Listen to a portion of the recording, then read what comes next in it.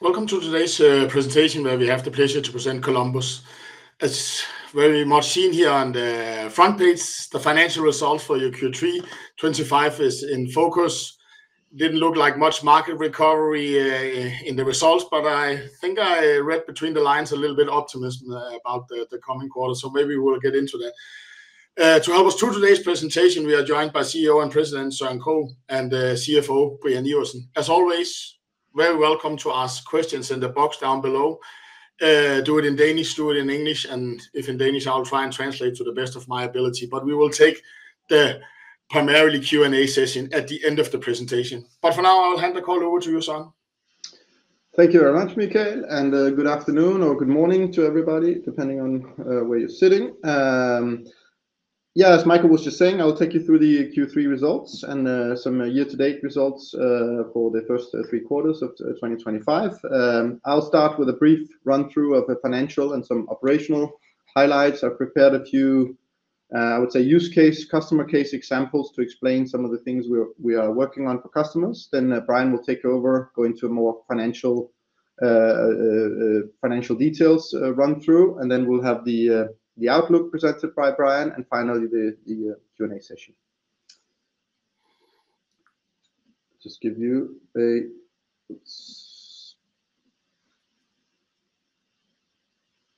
It's right and left. Yes, yeah, perfect. Yeah, I got it here. So the quick disclaimer for you to run through about forward-looking statements.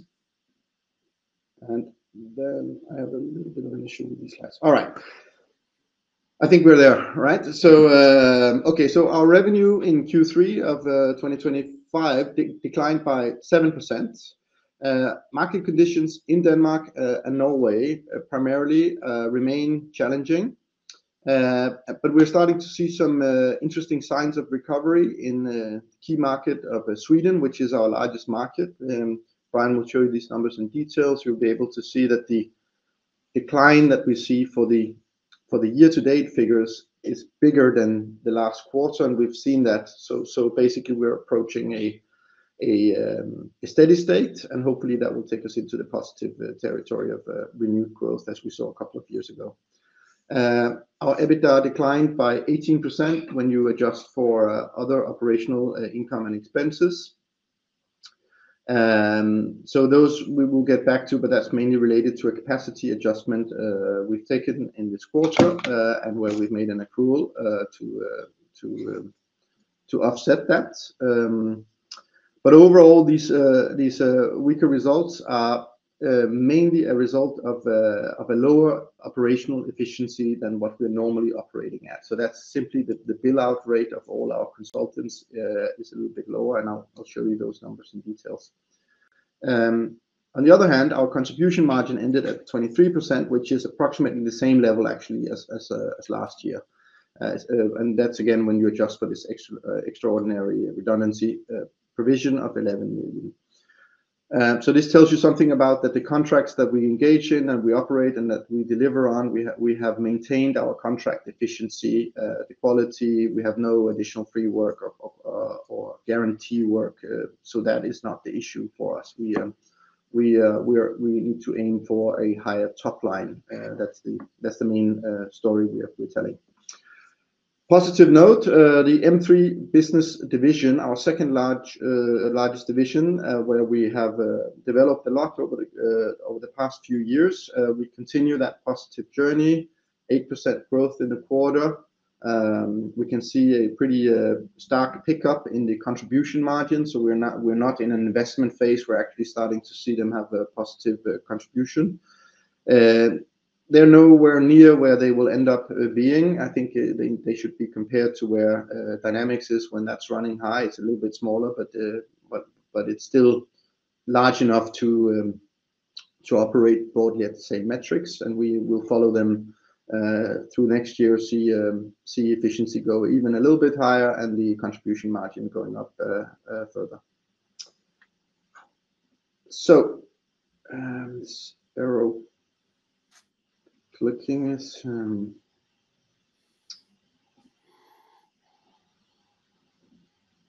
having a little bit of an issue here, but I hope. All right, so A few operational highlights. As I said, we're still seeing this caution in the market, although I will say that it's starting to ease up a bit. We simply have more to bid for than we have had for a long time, which means that we bid for very large projects for very large customers. So the sell-in process has always been long, but in these years, particularly 25, but also 24, they've been longer than ever, more than twice as long as what we're used to seeing. So currently, as you can see in my last point there, November has the largest number of RFPs, proposals that are reaching decision points. There's no guarantee for winning, but there's something to play for, and we're very, very pleased with that.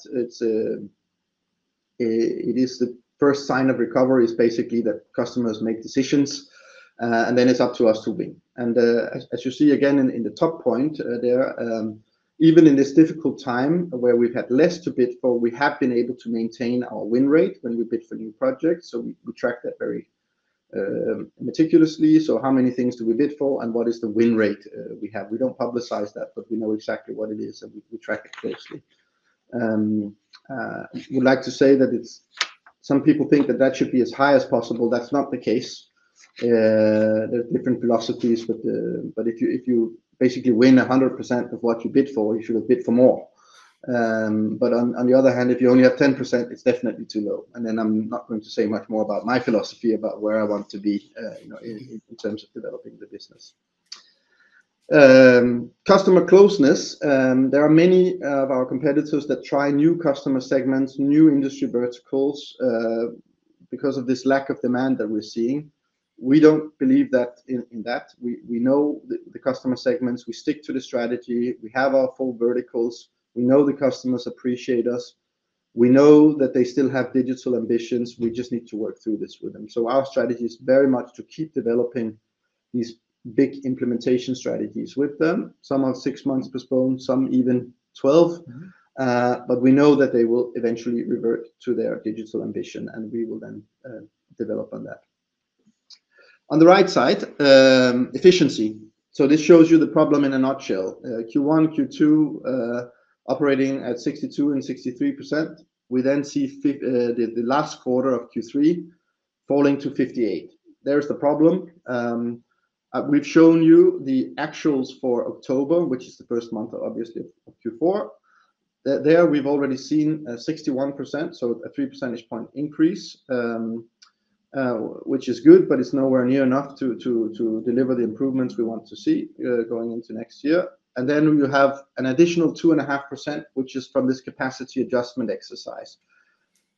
We don't benefit from that yet because those 89 employees that we have to exit are still on our salary books, and we show them as part of our efficiency until they exit our salary books, so that they will, depending on which country and how long the runoff period is, that starts to benefit us in December, and then we have the true effect as of January 1st.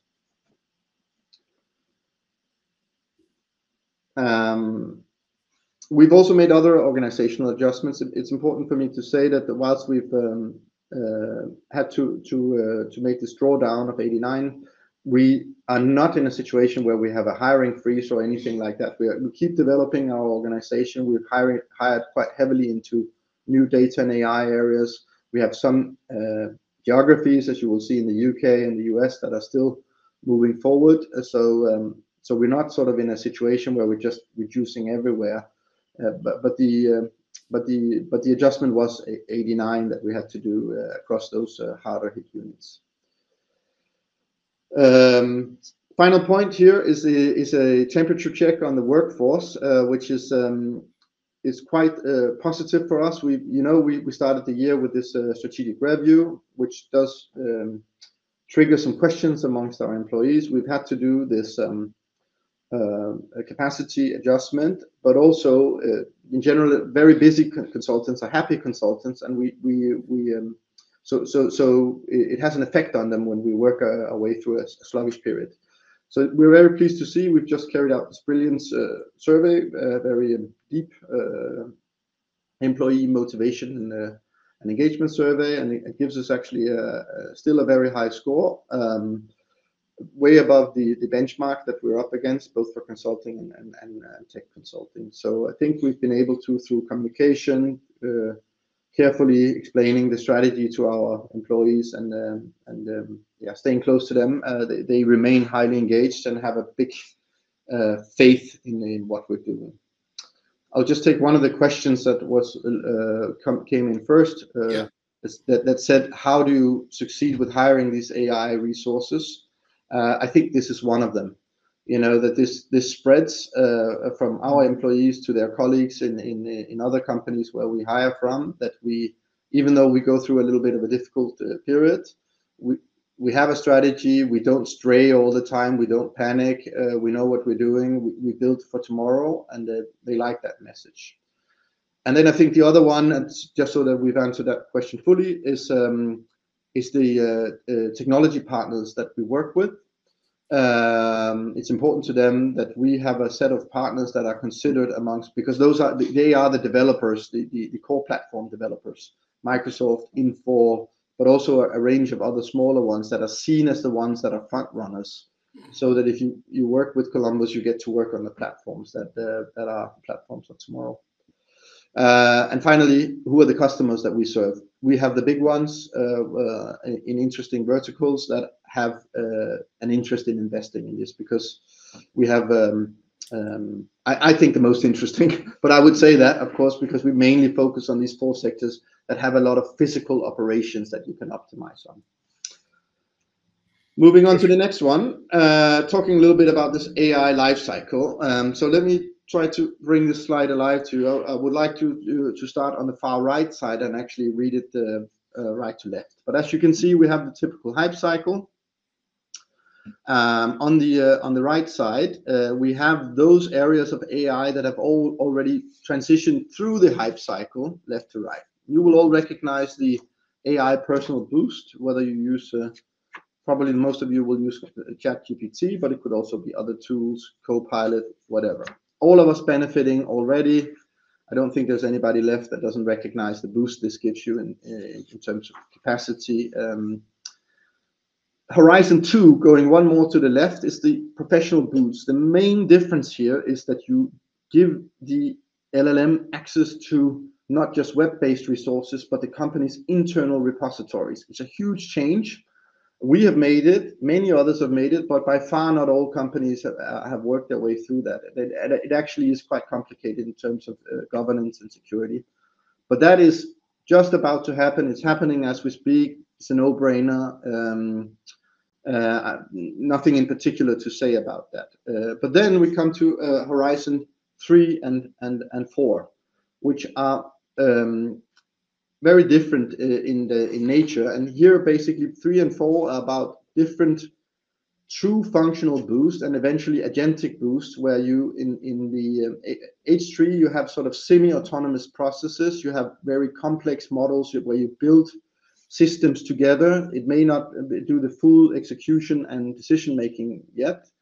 And in H4 you have then the full autonomous process where the agent takes over. And that, I actually think, is at the peak of disillusionment right now. So my message with this slide is, we see from our customers right now impatience. 2 years of marketing speak has led the boards to expect more than has currently been delivered. They feel that they have made the investments financially and time-wise from their organizations. They do recognize the potential of the technology. They do recognize the 5 and 10-year vision of it, but they want to see something now. So we think now is sort of a rubber meets the road moment, where it's much more beneficial for us to present smaller use cases that we can make work within 2-3 months, and then we can scale from there. So that's where we're standing. And I've brought 2 sort of short examples, which I will just briefly run through with you, so we don't overrun. First one here is about managing an incentive program across a company which is in many geographies, many different business units, has a lot of different variable payment plans for the employees. Those are linked to different financial metrics. They are governed by different local law in terms of employment law, etc., etc. It's very, very time consuming to manage these plans. So the solution has been basically developing an agent in Copilot Studio, drawing on this data, continuously refining it and making it more and more automated. Eventually, perhaps it can even become fully autonomous. What's the saving? Huge amount of manpower from the salary department and other IT and finance departments that have to do this analysis. Learnings. First of all, overwhelmingly positive. It was possible. It creates this big benefit. Second one, perhaps not so positive. We talk a lot about about democratization of agentic. You know, basically saying any employee could develop an agent that could take over its work. Yeah, I can say for sure we're not there yet. It's fairly complex to develop this. So it requires. Brian, no offense, but you will not be doing this yourself anytime soon. So interesting learning there. Third one, hidden cost. Be careful. The agent communicates a lot. It draws a lot in the system. It triggers Azure consumption or whatever, AWS consumption, whatever. So it's data usage, and you're going to pay for that. So if you set it up incorrectly, it's going to generate a lot of traffic, which you'll be paying for, and that will be offset against your use case. And then the final one, governance and validation. We have seen that if you set this up correctly, it will work very efficiently, providing the wrong answers. So there's a great need for validation and security governance when you work on that. My final one, and then it's over to Brian. And a different example, very simple to understand.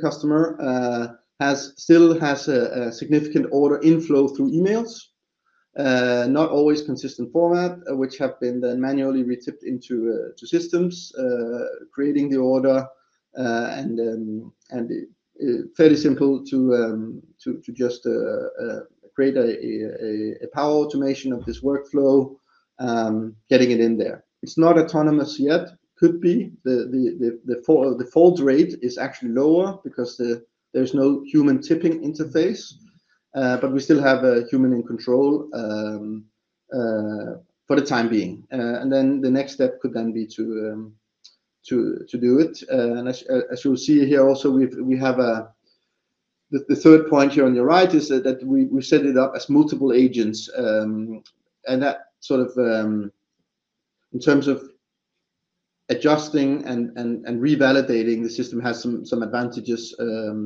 so that we don't have a too complex setup. So we are developing this on a daily basis for many customers, and working our way up in complexity and in scalability. So I hope this gives a little bit of an example of some of these more mundane. I know that these don't knock your socks off. It's not curing cancer or anything, but this is where a lot of hours can be saved, or throughput can be maximized by I'm not going to say 10x or anything like that, but you just generate a heck of a more throughput because this can work 24/7, doesn't take weekends and all of these things. So it has some clear benefits. Over to you, Brian. Good. Thank you, Søren. Then I will just spend 5-7 minutes to run through the financials, as long as I'm still here and not an agent at the end of the day. Q3 business line revenue, as you can see from the page here, dynamics again, I tend to say is showing a decline compared to the same quarter last year.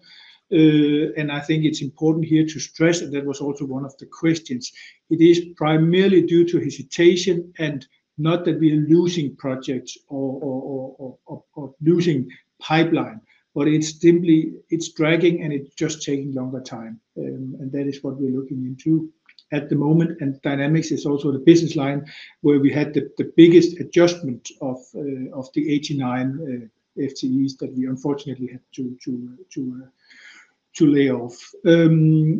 Secondly, I just comment on this page, M3, as Søren also mentioned, is back in a growth journey. I see strong uptake, especially in Sweden and US.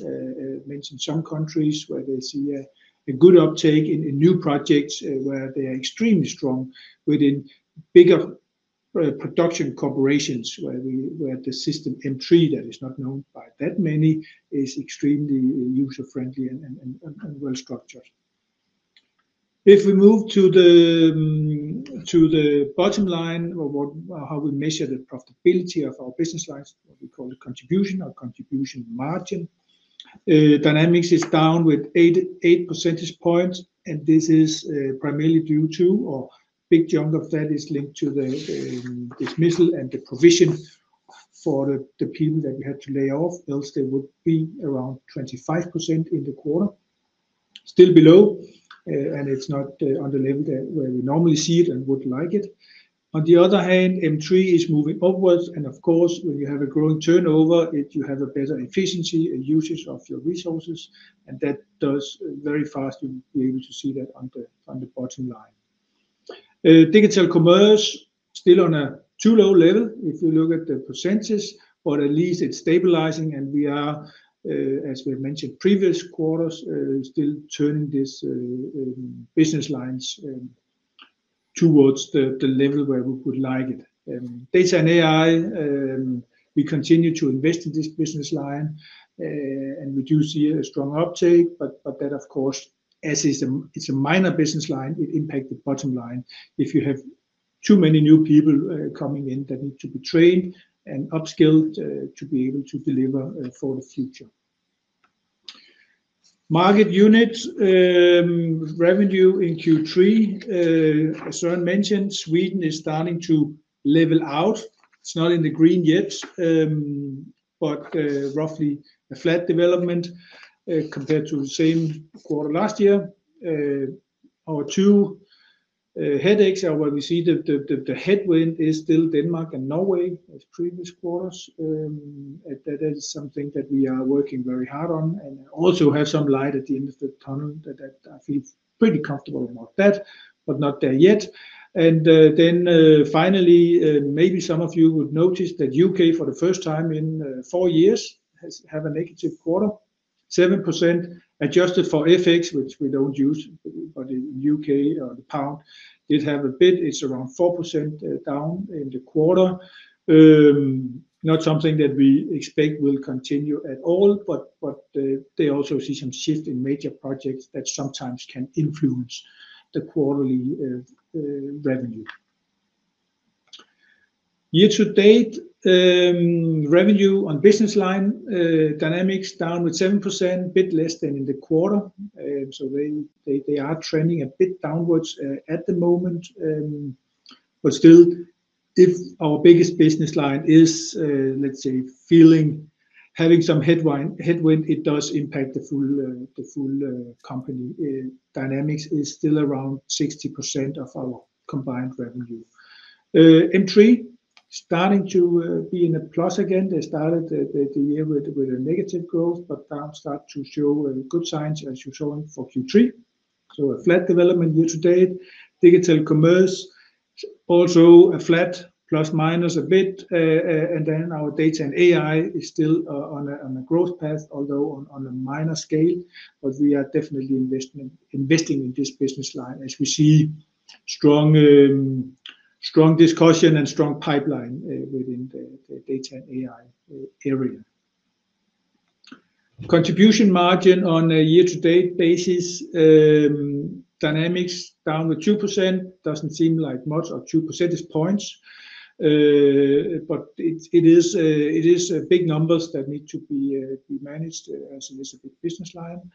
Good to see that M3 is starting to get above the 20%, year-to-date 22%, where we would like them to be. We always said they should be on the level as Dynamics, and I feel comfortable they will slowly get there.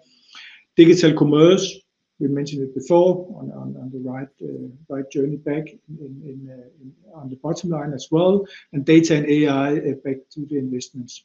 One business line or area that we normally don't talk that much about is our other local business, which basically is our AIM business, Enterprise Information Management, which is a business line that is not that big in revenue, but a very strong profitability and also growing globally. A big part of their bottom line is linked to revenue from product fee, and I think it's worthwhile mentioning that we have a strong little, and that is said with a smile, because they're basically bigger in bottom line definitely than data and AI, and almost like digital commerce when we look at the bottom line. Finally, market units year to date. Sweden still down, but trending towards flattening out, and we certainly expect them to start moving upwards again. It is our biggest market. There have also been some serious headwind over there in the past year. Denmark, Norway, tough year. And that's also where we have adjusted some of our employees, especially in these two countries. And UK still going strong with a 4% growth year to date. And we do expect the full year also to be in positive. US, although it's small in revenue at least, they're growing again after some years with a decline, and we actually see a strong uptake over there. It's a huge country, but we are very selective in the projects and the customer we have, and I think we see a good traction there. Good. That's all for the numbers. Then I will just take the last slide before questions, is the outlook. And we will maintain our full year outlook as we have announced in the 16th of July, where we adjusted a little bit. That means that the revenue will be in the level of last year, roughly 1.7 billion. Last year it was 1,659 million. So that is around the level we expect we will end this year as well. And then secondly, our EBITDA margin should land within the range of 7 to 9%. Good. Let's jump into some questions. We started, you have already answered why you can attract AI people. I think, Brian, you also alluded to, you haven't lost projects, it's postponement. So I think you answered that already. Then question, not putting a number on it, but how big is the pipeline compared to previous years? I don't know whether you want to go into those details. And I don't. It's not a number we're after, but a feel on. But I'll just say a few words about why we've brought this up, because we had some serious discussions, Brian and me, about whether we should say this, because it is forward-looking clearly to talk about a pipeline. In Columbus, we always maintain a pipeline, as you can imagine, supported by a CRM system. We track it. It has hundreds and hundreds of opportunities that we're working on. When they have a certain size, it has an direct interest for me, also in terms of being part of presentations, and it is it's this deal board, as we call it, which we see has something extra in November. It's simply the number that reached the level where I'm interested, and then the concentration around November. Which we find interested. I cannot say we don't disclose sort of how much our pipeline is, because then we will have to prepare against that. The interesting thing here is, of course, for you to ask: are you absolutely sure that they will be decided in November? Because that's the first thing. Because otherwise, you can't win or lose. And I can say that we can never guarantee it, but some have, one has already been decided. Some we are quite sure that we will see some decisions. If they slip, it's going to be into sort of early December. Some simply for technical reasons that we can't go into have to be decided now. And then obviously, do we win? Because we're not always alone. and that will be interesting to follow. And we will look for ways to keep you as updated as possible as this going forward. The third thing that you should also be aware of is that when we win, it's not a binary thing where we can then switch on the electricity on the next day. It's a question of we roll on an initial team, which is typically a little bit smaller than the full production team or construct team that will enter later. So there's a ramp up for the very large projects, which we need to go through, and some of them we are going through. Yes, I think that's the closest we can get. Yeah, and then actually, capacity adjustments, potential high win rate. We're not taking it into the books. How are you balancing this? If you understand what I mean, and is that because you have a longer ramp up that you are comfortable, even if I should achieve some wins and my efficiency are down here, that I can absorb a high win rate if that should happen? I'm not saying I'm not trying to give you any unlock, but yeah. So obviously we need to balance our belief in the future, but also, I mean, as you saw, we had 58% in Q3. That's unacceptable. Even with belief, we need to take action on that. On the other hand, if we have some belief, we're not going to. There was a question here which we might as well include. What's a good level, right? And Brian and I like to be operating somewhere between 65 and 70. Then we're really having fun. And you could cut to that depth, but then we wouldn't have any growth potential left, and essentially then we wouldn't have any belief in improvement, right? So as you could see here, we see the month of October going up to 61. We have 2.5% from this already conducted capacity adjustment. That takes us somewhere, and then we're going to have to see an uptake in the market. So that's the balance we're trying to strike. Check. And then the final question, is Microsoft releasing some AI solutions that could boost your growth in the coming years? I guess their product roadmap. Is there any help from the partner side, if I could express it so that when they release it, everybody gets interested and you need to execute it or implement it. Anything there that should we as investors should note a little bit about in the future, whether they come with some boost that could also help you? Yes, I think I can just say yes, that's very much the case, and this is very much the driver of the pace of innovation. But there are two things actually. So yes to this definitely, but it should also be said that there's already, without releasing any further, there's plenty to work on, and the main slowdown at the moment is not lack of innovation from Microsoft or others. The main slowdown is adaptation, and it's actually companies like Columbus and the customers themselves that have to speed up the ability to absorb what's already there. So we're not lacking innovation on the software platform side right now. We're lacking speed in terms of taking it on board.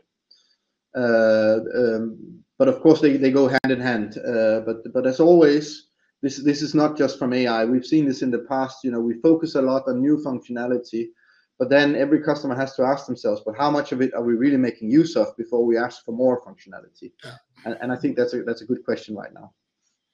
And then a final question: is there some learnings to be made of M3, the turnaround they are now getting back to business on the Dynamics business, or is it simply that something gets into trouble, you take action, and then you push it? But are there any learnings from the M3 division getting better, or is that simply Swedish, US markets, and so on? So a broad question: any learnings that you could apply to the Dynamics division?